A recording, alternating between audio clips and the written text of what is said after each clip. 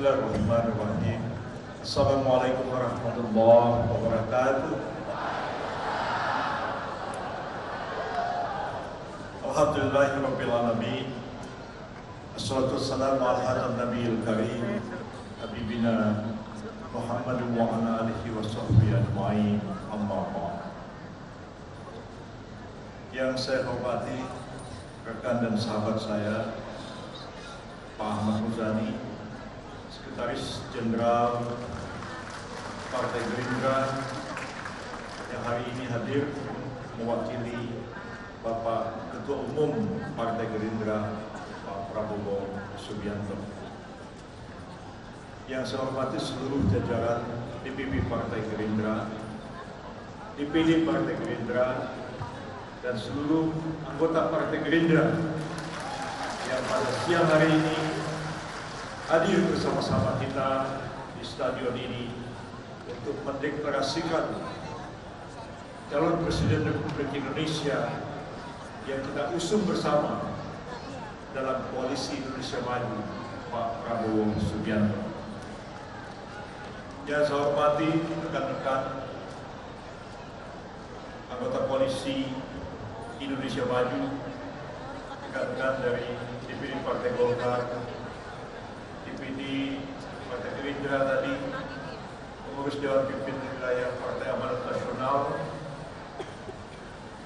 saudara-saudara rekan-rekan pengurus dari Dewan Pimpinan Wilayah Partai Gelora Jawa Timur yang hadir pada kesempatan ini, rekan-rekan dari PSI, rekan-rekan dari Partai Garuda, dan yang saya muliakan Ketua Majelis Syuro Partai Bulan Bintang, Bapak Dr. K. Haji Maksud Anhar, Wakil-Wakil Ketua Umum Partai Bulan Bintang, Ketua Bapilu Pak Hilman Indra, Ketua Mahkamah Partai, dan seluruh caleg Partai Bulan Bintang dari 13 wilayah zona 2, dan yang saya hormati juga Dewan Pimpinan Wilayah Partai Bulan Bintang Jawa Timur sebagai sohibul wa'id dalam kegiatan ini, dan yang sama-sama kita muliakan sesepuh dan senior kita Bapak Jenderal TNI Purnawirawan Agus Tadi, mantan Kasat, tokoh senior yang kita hormati bersama-sama, dan sahabat satu angkatan Pak Prabowo Subianto, Pak Haji Bakri yang juga hadir pada kesempatan ini, Pak Dr. Yanda Zainul Ishaq yang juga salah seorang pendiri Partai Bulan Bintang hadir pada kesempatan yang berbahagia ini. Hadirin hadirat yang saya muliakan, marilah kita bersama-sama mengucapkan puji dan syukur kehadirat Allah Azza wa Jalla. Siang hari ini kita berkumpul bersama-sama di Surabaya dengan satu niat yang baik. Kita bersama-sama membulatkan tekad kita, menyatukan hati dan pikiran kita, menguatkan derap dan langkah kita bersama. Hari ini kita di Surabaya kembali mendeklarasikan pencalonan Bapak Jenderal TNI Purnawirawan Prabowo Subianto sebagai calon Presiden Republik Indonesia.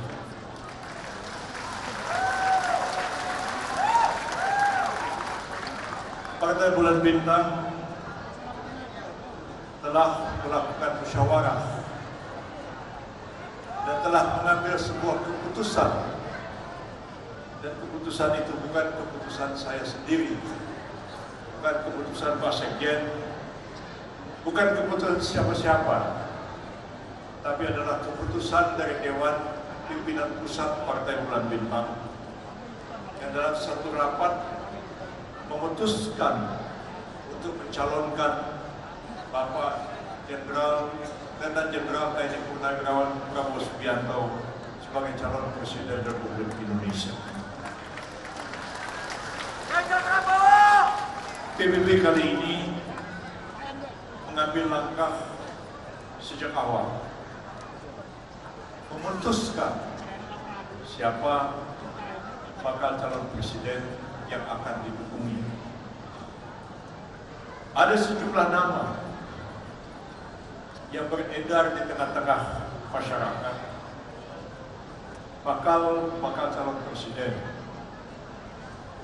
Ada hasil-hasil lembaga survei yang diumumkan. Ada pendapat, opini yang berkembang mengenai para bakal calon ini. Tapi PBB setelah merenungkan dengan mendalam, berpikir dan bermunajat kepada Allah Subhanahu wa taala, akhirnya menjatuhkan pilihan.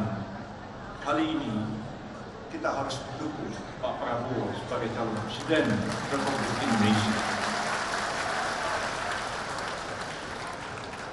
Mengapa kita memutuskan mencalonkan beliau? Tentu banyak pertimbangannya. Pertimbangan utama kita adalah Republik Indonesia ini adalah sebuah negara besar. Luas wilayahnya hampir sama dengan daratan Eropa. Kalau kita naik pesawat terbang dari Aceh ke Papua, itu sama jaraknya dari Jakarta ke Saudi Arabia. Dari Jakarta kita naik pesawat ke Papua, hampir sama jaraknya dengan dari Jakarta ke Tokyo, ke Jepang. Ini negara besar, ribuan pulau-pulau, hampir 300 juta penduduknya, kekayaan alam yang luar biasa, potensi ekonominya luar biasa. Kita adalah negara pertama yang memproklamirkan kemerdekaan setelah berakhirnya Perang Dunia Kedua pada tahun 1945. Pertanyaannya, haruskah negara sebesar ini, negara sekaya ini, negara dengan potensi sebesar ini dipimpin oleh seorang presiden yang lemah?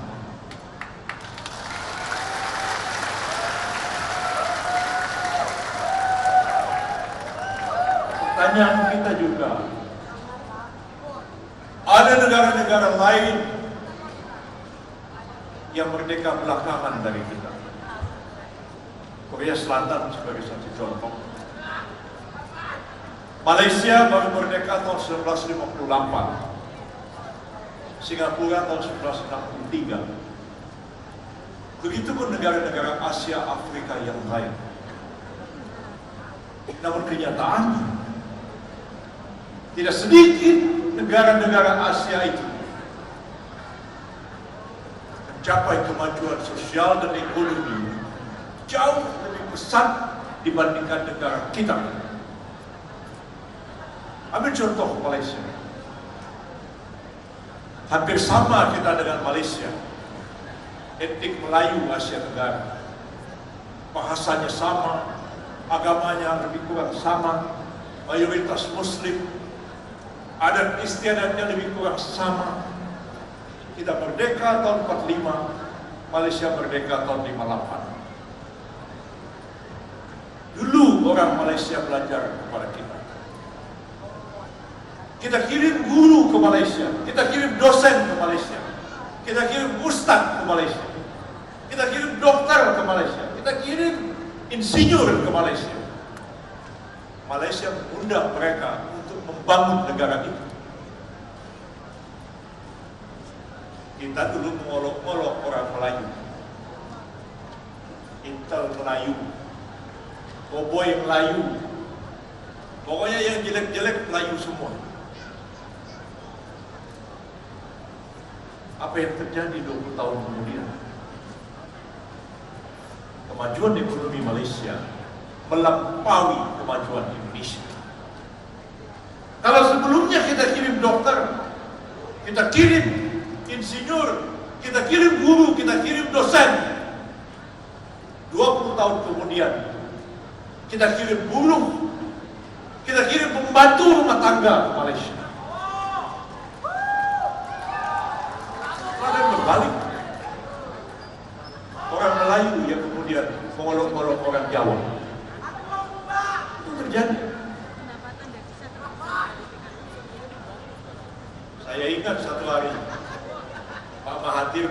sama Gus Dur, Presiden. Pak Gus Dur, kata Pak Mahathir, saya bingung. Dulu di Malaysia itu tidak pernah orang hilang kasut, hilang sepatu, hilang sendal kalau pergi ke masjid. Sekarang banyak hilang sepatu, hilang sendal di masjid. Usut punya usut, ternyata yang mencuri sepatu dan sendal itu TKI asal Indonesia. Apa jawab Gus Dur? Ya bagaimana ya Pak Mahathir? Emang dari kampungnya kelakuannya sudah kayak begitu, kata Gus Dur. Itu kalau ngomong bercanda, saya dengar. Saya malu dengan saya juga bicara dengan kawan-kawan para pemimpin Malaysia. Yang sebagian adalah orang Jawa. Sekarang ini Wakil Perdana Menteri Malaysia, Ahmad Zahid Hamidi, orang Gunung Kidul, Jogja, masih bisa berbahasa Jawa sampai hari ini. Menteri Dalam Negeri Malaysia sekarang, Saifuddin Nasution, orang Minangkabau, orang Mandailing, jadi Menteri Dalam Negeri Malaysia sekarang. Kalau ketemu dengan saya, termasuk Anwar Ibrahim mengatakan, Yusril, sayang Indonesia. Begitu besar negaranya, begitu kaya negaranya. Sayang pemimpinnya itu tidak cukup canggih untuk mengelola, memimpin bangsanya menjadi sebuah negara maju dan sebuah negara besar.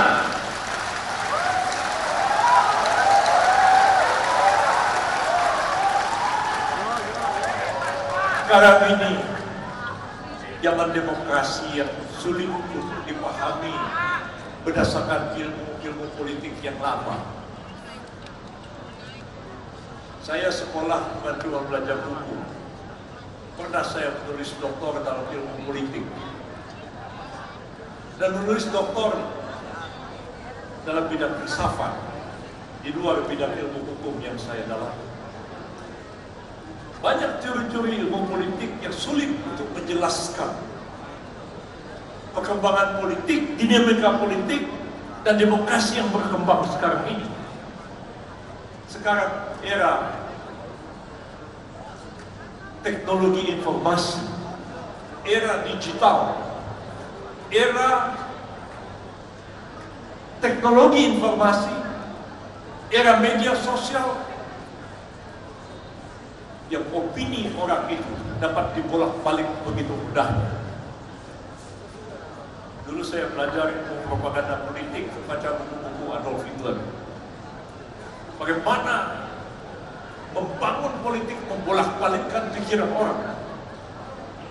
Saya tidak bisa membayangkan kalau Hitler hidup di zaman sekarang dengan teknologi informasi yang ada ini, dengan medsos yang ada sekarang ini. Tak apa jadinya dunia ini.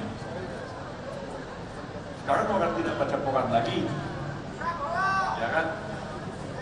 Barangkali itu sebabnya Pak Dahlan Iskan kemudian lepaskan Jawa Pos, karena Pak Dahlan paham di era digital koran cetak sudah tidak laku lagi. Bahkan TV pun sudah tidak begitu ditonton orang sekarang. Semua berubah. Politik orang tidak lagi membangun karir dari bawah. Ya. Siapa populer, siapa terkenal, dengan mudahnya meraih kekuasaan politik. Saya ambil contoh pemilu Filipina yang lalu. Ada seorang sahabat saya, seorang bintang film Filipina, namanya Robin Padilla, beragama Islam, aktor paling terkenal di Filipina. Satu lagi ada orang Filipina tinggal di Los Angeles, Amerika Serikat. Baru 2 bulan menjelang pemilu dia balik ke Filipina. Dia hanya main medsos dari California. Robin Padilla tidak turun ke lapangan, tidak pernah kampanye. Hanya medsos dan dia bintang film. yang terjadi adalah Robin Padilla terpilih sebagai senator Filipina dengan jumlah suara terbanyak. Orang Filipina yang tinggal di Los Angeles tadi dapat suara nomor 2. Saya lihat Robin Padilla pidato di Istana Malacañang. Dimulai dengan kata-kata Alhamdulillahirabbil alamin, assalatu wassalam. Setelah itu ngomong pakai bahasa Tagalog. Berapa lama kemudian saya bilang sama dia, Bin, jangan-jangan kamu ini besok jadi presiden Filipina. Bisa terjadi seorang Muslim menjadi presiden Republik Filipina di era digital sekarang ini. Dulu mustahil. Saya satu hari ada wakil kepala staf Angkatan Darat Filipina, namanya Letnan Jenderal Rex Pian, datang ke rumah saya, ngobrol dari jam 4. Saya bilang, saya minta maaf, saya mau sembahyang maghrib. Jenderal bilang, saya mau sembahyang juga. Loh, dia bilang, saya ini sebenarnya Muhammad Pian, tapi dibilang namanya Rex Pian. Mengapa saya mengganti nama begitu? Mustahil orang Islam bisa jadi jenderal di Filipina. Paling tinggi cuma kolonel. Ini kawan sudah legend, maka pura-pura jadi orang Katolik supaya bisa jadi jenderal. Tapi dengan medsos sekarang, bisa-bisa orang Islam jadi presiden Filipina. Seperti Robin Padilla bisa menjadi senator dengan suara terbanyak. Di negara kita ini pun bisa aja ada orang yang gak jelas asal usulnya. Main medsos setiap hari, macam-macam dipompakan, bangun opini, dibangun tim segala macam. Ahok aja bisa jadi gubernur DKI Jakarta, yang sama sekali kita tidak bisa membayangkan itu terjadi beberapa puluh tahun yang lalu. Saya pikir saatnya sekarang kita merenungkan ini. Sebab itulah PBB setelah menimbang-nimbang, sebaiknya memang presiden yang akan datang itu orang yang mempunyai integritas pribadi yang kokoh, punya moralitas yang baik, ya. Kemudian orang itu punya pengetahuan, punya pengalaman dalam mengelola negara. Jangan sembarang orang dicopot tiba-tiba didudukkan jadi pejabat, apalagi jadi presiden. Gimana negaranya mau maju?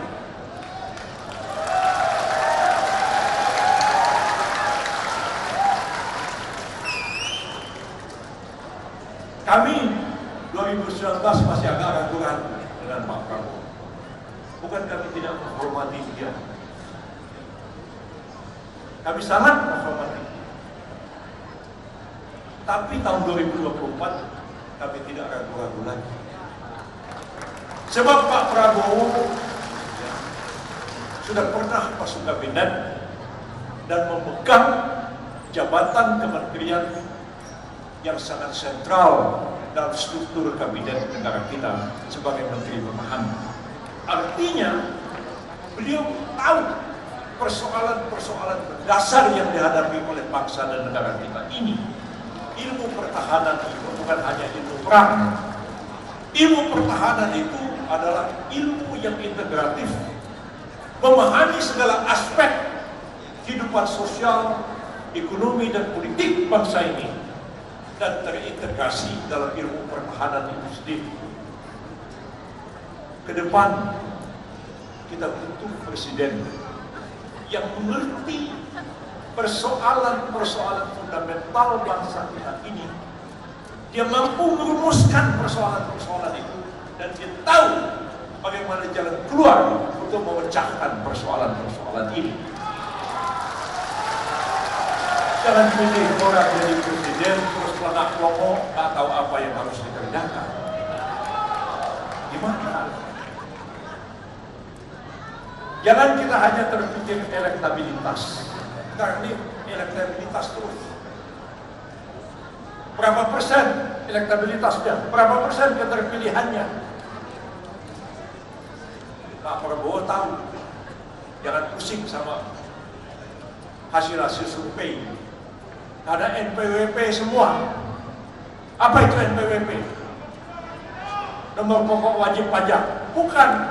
Nomor biro wadi biro.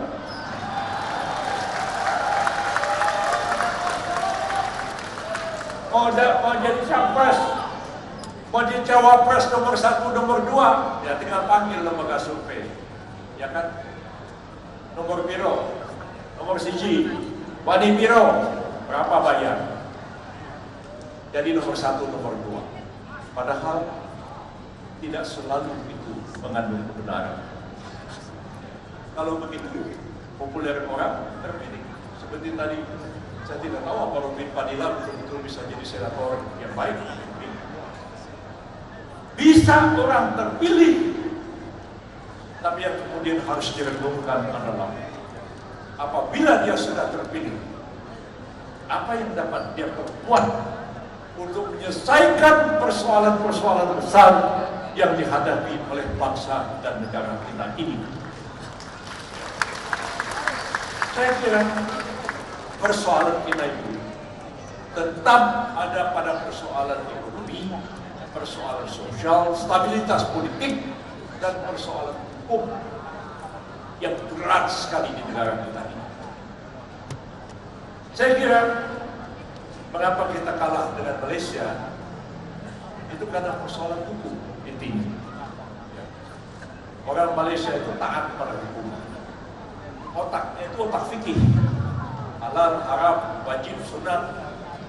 Kalau kita kan tasawuf, agak beda. Orang Malaysia itu otaknya otak hukum, agamanya itu fikih. Lalu dia dijajah Inggris. Orang Inggris itu sudah sistematik hukum. Maka dia mulai dengan kepastian hukum. Di negara kita ini, kepastian hukum sangat mahal dan sangat langka. Termasuklah program Pak Jokowi sekarang ingin memindahkan ibu kota ke Kalimantan. Pak Jokowi bilang sama saya, Prof bantu ya, tangani persoalan hukum PKN. Baik Pak Presiden, boleh saya. Datanglah orang-orang ke saya. Pertanyaannya dua. Kepastian hukum dan kepastian politik. Pak Yusril, ini kok EKN ini bilang kita bisa tanam pakai 100 tahun. Tapi ketika datang ke BPN bilang nggak bisa. Ini nabrak undang-undang pokok agraria. Centang perenang hukum, berantakan satu dengan yang lain. Kalau tidak ada kepastian hukum, orang takut, orang nggak berani. Sekarang ini kita punya PT aja, punya perusahaan negeri sedap. Bapak bikin PT, Patiporan datang ke notaris. Zaman saya dulu agak ketat, waktu saya jadi menteri kehakiman. Sekarang los, notaris online aja, berubah langsung. Bisa-bisa sebuah PT yang cukup besar, tiba-tiba ada orang nggak ngurus, lalu berganti para pemegang saham. Datang ke notaris, langsung berubah di Kementerian Hukum dan HAM. Kalau ditanya, kok kita nggak pernah ngurus? Loh ini, kita nggak tahu. Ini kan semua online. Kalau Anda nggak puas, mau ke pengadilan. Begitu dua ke pengadilan, 5 tahun belum tentu selesai sampai ke mahkamah. Kalau negara tidak ada kepastian hukum, orang nggak berani. Sekarang ini kita punya rumah, misalnya saya punya rumah, warisan dari bapak saya. Bapak saya punya sertifikat rumah itu tahun 62 sampai sekarang. Sudah berapa tahun tuh? 62, sudah 60 tahun sampai sekarang. Tiba-tiba sertifikatnya dibatalkan oleh BPN dengan alasan satu, dulu waktu ngurusnya itu ada cacat administrasi. Lah, cacat administrasi siapa? Bapak saya udah meninggal. Ini Saya warisi sertifikatnya, kok cacat administrasi.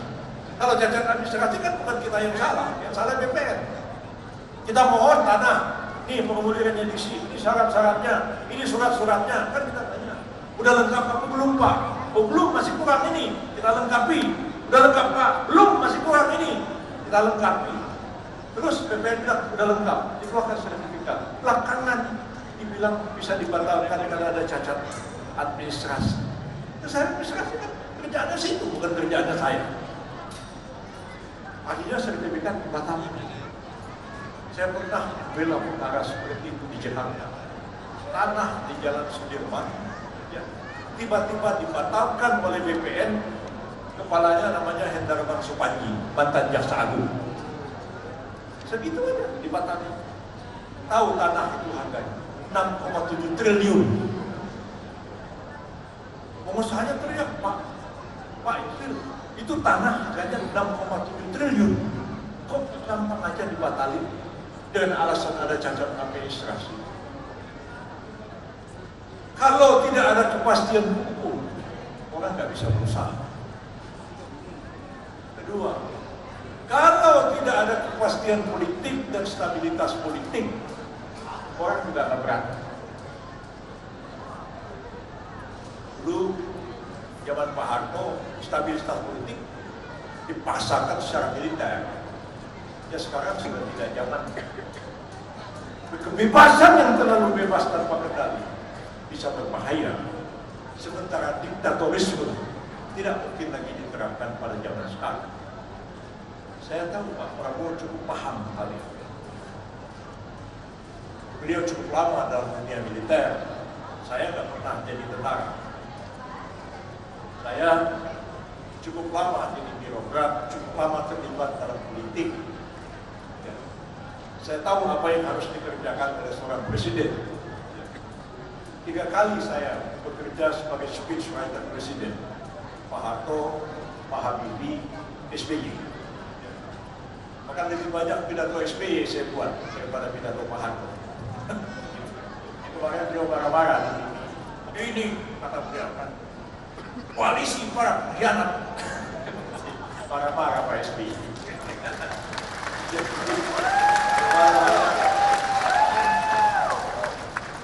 Saya kira, saya tahu apa yang harus dilakukan oleh seorang presiden.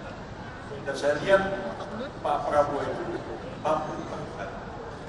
Kalau nanti beliau memilih pembantu-pembantu beliau yang juga memang orang yang mampu, kan?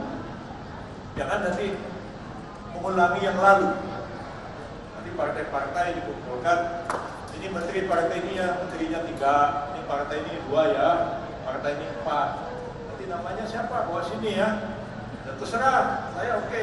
Tapi yang apa-apa nanti tanggung jawab ketua partainya ya. Repot kalau begitu.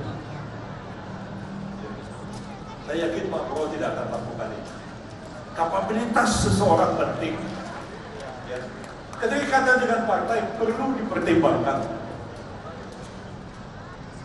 Kombinasi di antara keduanya itu akan membangun satu pemerintahan yang kuat dan stabil. Karena itu saya berkeyakinan kita tidak salah memilih beliau. Mudah-mudahan dia menang. Dan kita sudah dukung dari awal. PBB ini partai modernis. Partai modernis itu gampang ditebak orang langkahnya. Karena partai modernis itu terlalu kuat dia memegang etika politik, ya. Terlalu lurus pikiran, jadi gampang ditebak. Insya Allah PBB ini tetap istiqomah dengan Pak Prabowo Subianto. Kali kita mengambil keputusan, seperti yang tadi dibacakan ayat Al-Quran, kita bermusyawarah bersama-sama, kita mengambil keputusan, Faiza azamta fatawakkal Allah. Dan jika kalian telah mengambil keputusan, maka laksanakanlah dengan rasa tawakal kepada Allah. Karena itu kita nggak berliku-liku, nggak berbelok-belok, ya, nggak bikin Pak SBY kaget, insyaallah, nggak bikin Pak Pak Prabowo kaget, PBB lurus. Ya, dan karena itu dari dulu ya partai ini segini-segini aja. Ya, karena memang nggak mau neko-neko, nggak mau bikin aneh-aneh. Ya, Pak Muzani, Pak Sekjen Gerindra itu paham betul tentang PBB. Ya, beliau dari awal tahu tentang perkembangan PBB, terlalu lurus. Karena terlalu lurus ya begitulah nasibnya. Seperti ini. Mudah-mudahan kerjasama yang baik antara Gerindra dengan PBB ini akan melahirkan sesuatu yang baru bagi politik Indonesia ke depan.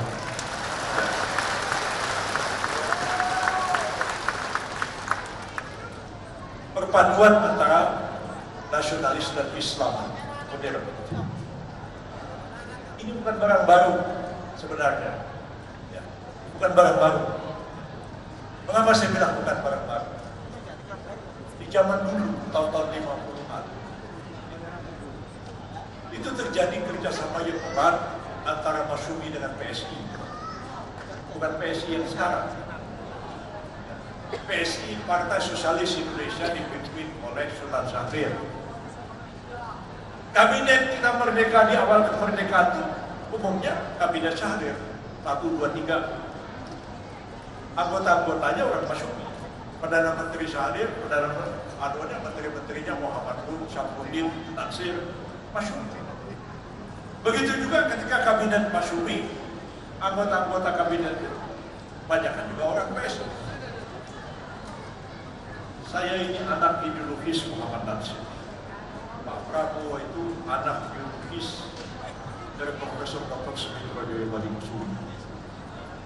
Ketika Pak Natsir jadi Perdana Menteri, Menteri Perekonomiannya adalah Sumitro Joyo Hadikusuma. Berulang itu.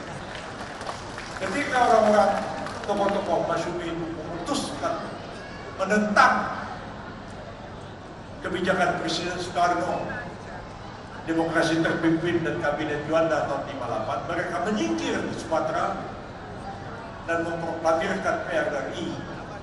Pak Sumitro itu ikut bergabung ke Sumatera Barat.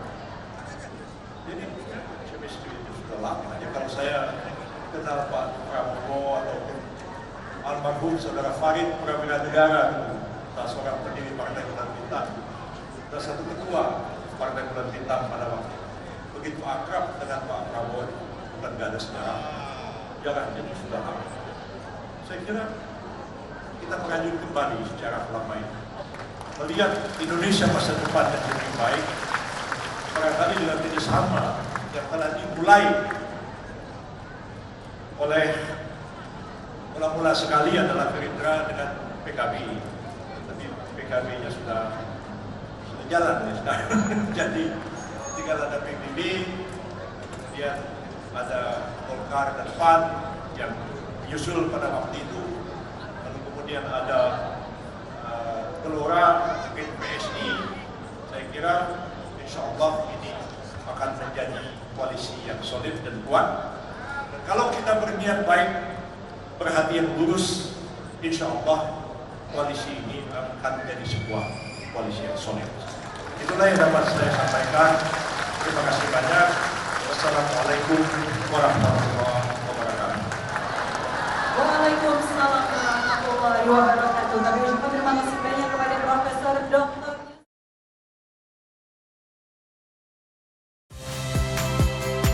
Saya Valentina Sitorus. Saksikan program-program Kompas TV melalui siaran digital, pay TV, dan media streaming lainnya. Kompas TV, independen, terpercaya.